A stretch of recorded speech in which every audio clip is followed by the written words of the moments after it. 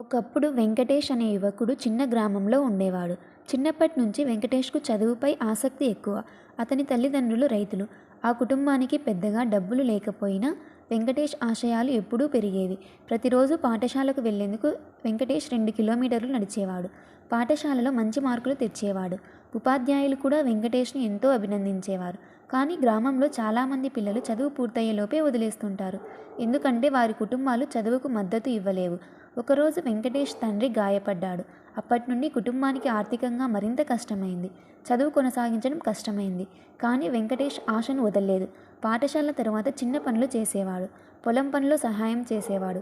అదే సమయంలో రాత్రిళ్ళు చదువుకు ఎక్కువ సమయం కేటాయించేవాడు. వెనుకబడిన గ్రామంలో ఆయన కృషి చూసి పాఠశాల ప్రధానోపాధ్యాయుడు అతనికి స్కాలర్షిప్ ఏర్పాటు చేశారు. అది వెంకటేష్ జీవితాన్ని మార్చేసింది. స్కాలర్షిప్ ద్వారా మంచి కాలేజీలో చేరాడు. అక్కడ కూడా అతను కష్టపడుతూ మొదటి ర్యాంకు సాధించాడు. కాలం గడిచింది. వెంకటేష్ మంచి ఉద్యోగం పొందాడు. ఉద్యోగం పొందాక మొదటి పని ఏంటంటే తన గ్రామానికి పాఠశాల కట్టించడం. పిల్లలు తనలాంటి కష్టాలు పడకూడదని భావించాడు.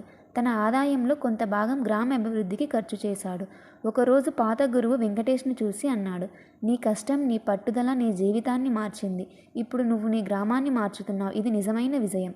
వెంకటేష్ నవ్వుతూ అన్నాడు, కష్టం చేసిన ప్రతి ఒక్కరికి విజయం ఖచ్చితంగా వర్తిస్తుంది గురువుగారు. నీతి: కష్టం, పట్టుదల ఉంటే ఇంతటి కష్టమైనా అధిగమించవచ్చు. మన విజయం మన కృషిపై ఆధారపడి ఉంటుంది. కథ నచ్చితే లైక్ చేసి సబ్స్క్రైబ్ చేయండి ఫ్రెండ్స్.